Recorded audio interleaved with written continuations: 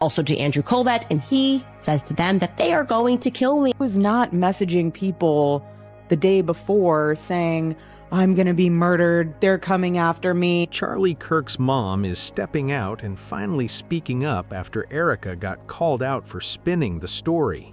Now there's another version of what happened on Charlie's last night, and this one comes with receipts that people say hit hard.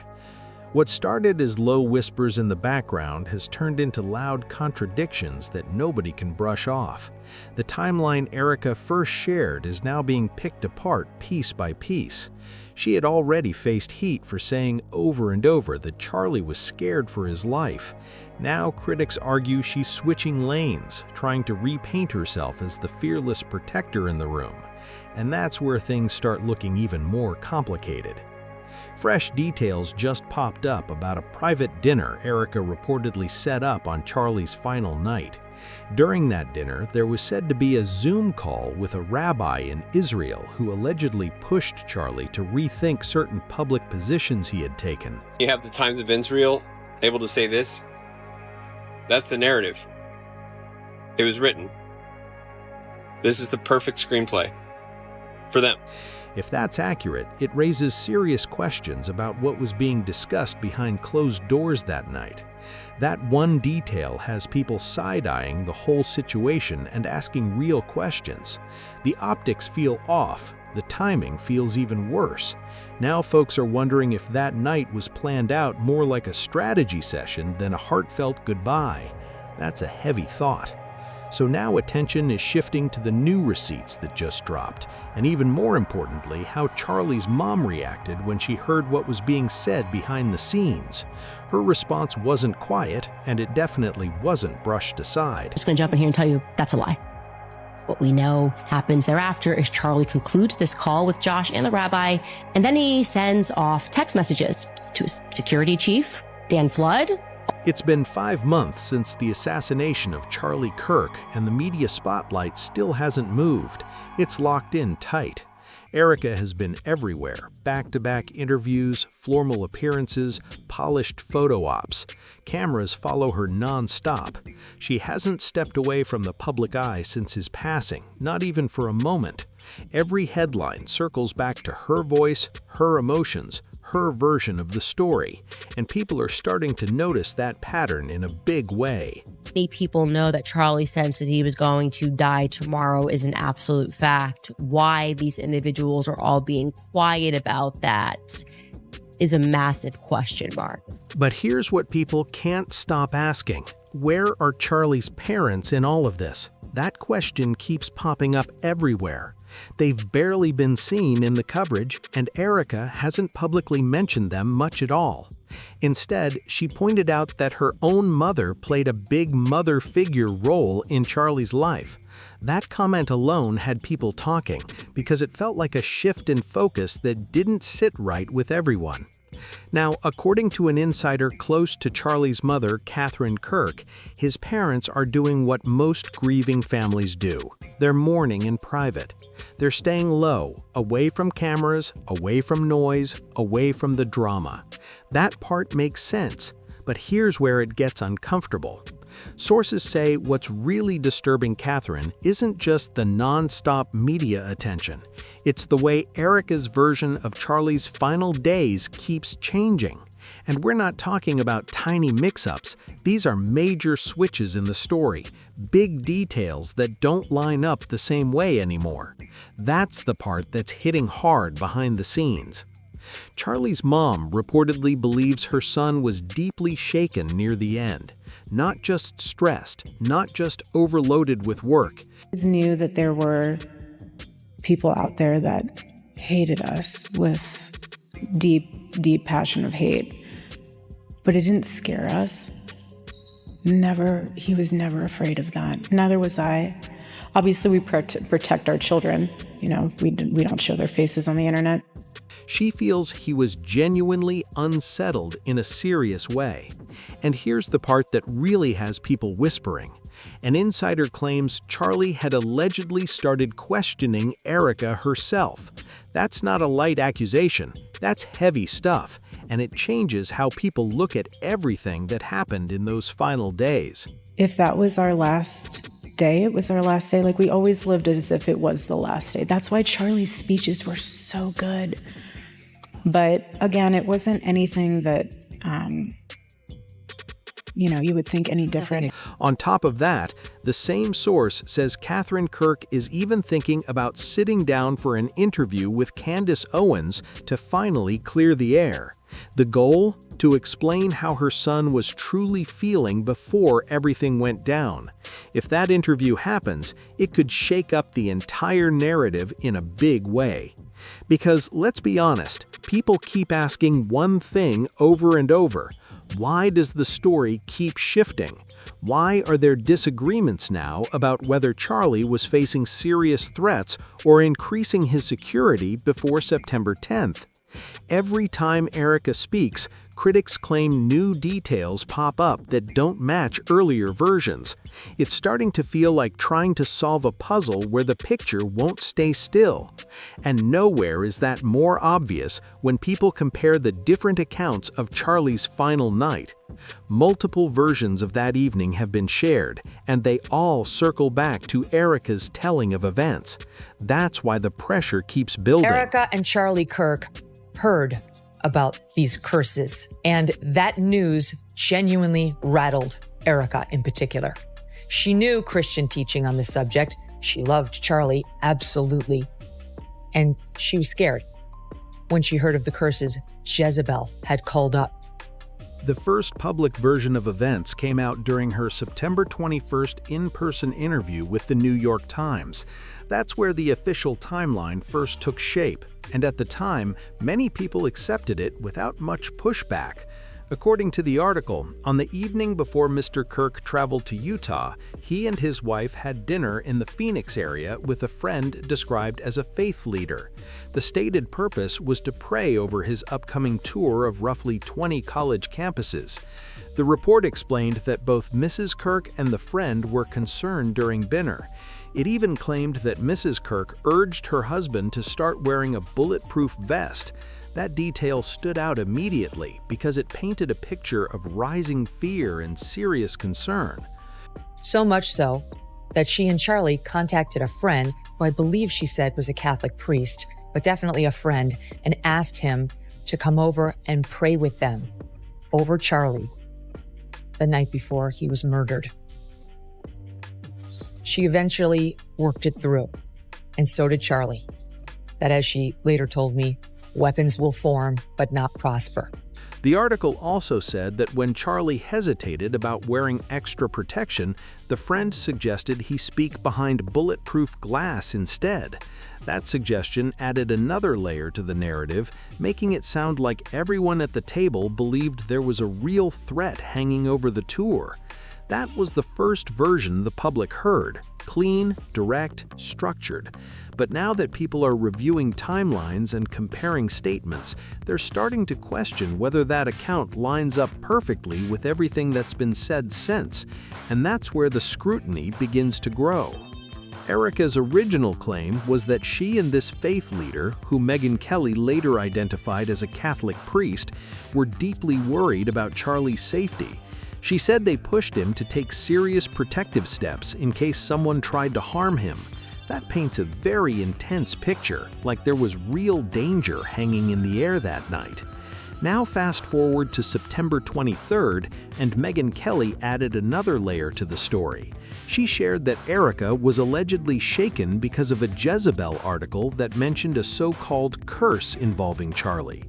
That's when a lot of people paused. Are we really supposed to believe that an online article is what suddenly triggered panic? That explanation didn't sit right with everyone. According to Candace, Charlie dealt with controversial articles all the time. Critical headlines weren't new. He had been written about for years and never treated opinion pieces like immediate physical threats. So critics started asking, why would this one article suddenly flip everything into high alert? Why would that be the breaking point? The logic feels shaky to some observers, and that's where doubts started growing louder. Then came November 22nd. During Erika's live interview with Megyn Kelly, the tone shifted again. This time, she said neither she nor Charlie were afraid at all.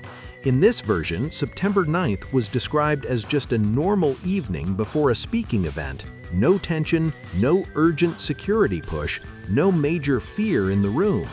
That's a serious change from the earlier account that described deep concern and calls for protective gear. When people line those versions up side by side, the contrast is hard to ignore. One story shows rising alarm and security talks, the other presents a calm, routine night. That gap is exactly why critics keep pressing for clarity, because the narrative doesn't sound the same anymore. Huge Jewish donor, $2 million a year because we won't cancel Tucker. I'm thinking of inviting Candace. Somebody writes, ugh. Charlie writes, Jewish donors play into all of the stereotypes. I cannot and will not be bullied like this, leaving me no choice but to leave the pro-Israel cause. So which version is it? Were they urgently talking about bulletproof vests and speaking behind protective glass? Or was it just another normal, uneventful night before a routine appearance? That back and forth is exactly why people keep zeroing in on the timeline. The details don't sit neatly together, and that's what's raising eyebrows. Here's where critics say the issue gets bigger. In her earlier interview with the New York Times, Erika clearly stated that on September 9th, she was so concerned about Charlie's safety that she urged him to wear a bulletproof vest. That's not some tiny side note. That's a serious claim involving personal security. You don't just casually throw that into a story. And she didn't stop there. She also shared that he felt like something wasn't right before the UVU event. In her own words, she said his adrenal glands were just going off. She added, he got up and I could hear him eating something in the kitchen. That quote creates a completely different mood. It suggests tension, it suggests nerves, it suggests something felt off that night. First and foremost, I just want to say he's so full of crap. The idea that Charlie had just gotten back from Korea and was like, oh, please help me, Josh Hammer. You're a complete idiot. Please help me learn how to speak to college students. Josh Hammer and a rabbi who lives in Israel. Like there was nobody else available. You know what time it must have been in Israel for him to organize this call? Why is he doing it?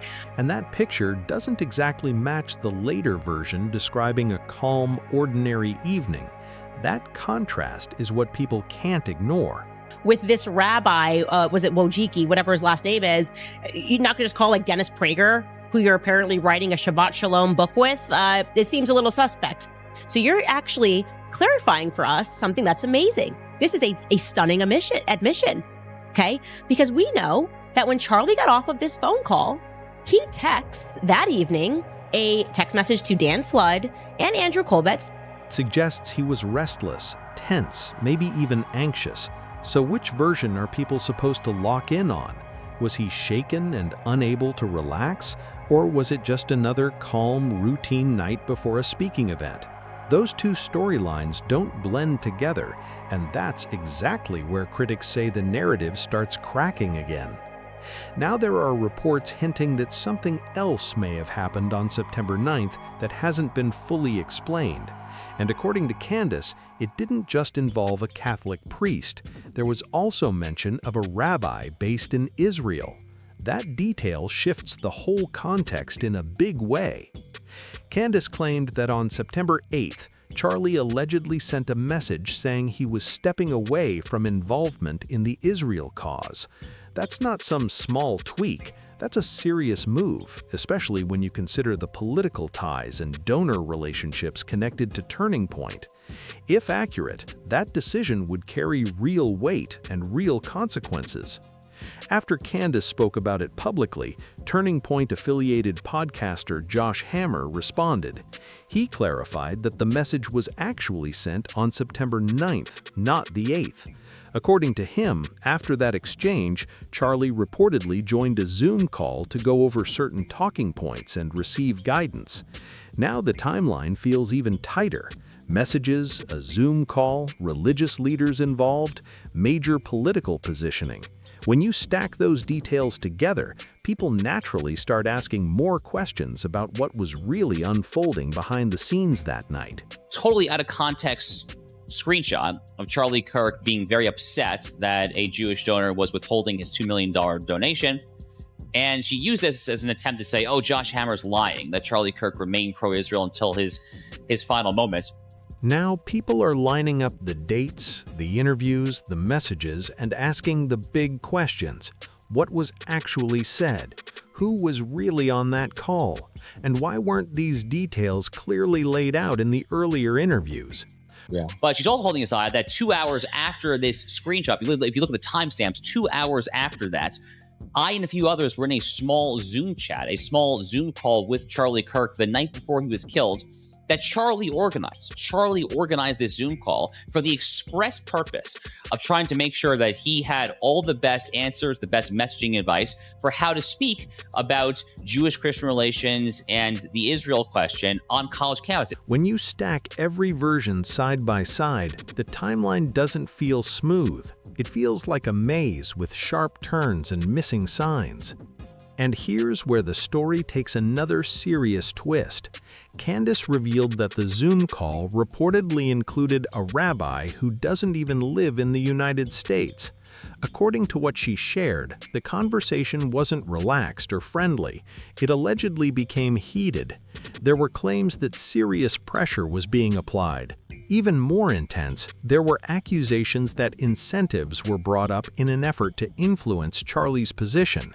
That's not some minor side note. That's a major claim with real weight behind it.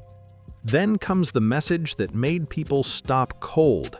Right after that call, Charlie reportedly texted Dan Flood and Andrew Covey saying, "They're going to kill me." That direct quote hit hard. If that text is accurate, it shifts the entire focus. Suddenly, the fear wouldn't be about a random online article or a so-called curse. It would point to something much more immediate and personal. So now the question grows louder. Why hasn't Erika gone into detail about that Zoom call? Why hasn't there been a clear breakdown of those reported texts expressing fear for his life? Instead, critics say the public keeps getting evolving versions, partial explanations, and details that don't fully connect. And every time a new piece comes out, it adds more tension instead of clarity. That's exactly why people are pushing hard for clear answers right now. The pressure isn't fading, it's building. And now it seems Charlie's parents may not stay fully in the background much longer. There are strong rumors that Candace could bring Charlie's mother onto her podcast so she can finally speak for herself and share her perspective directly.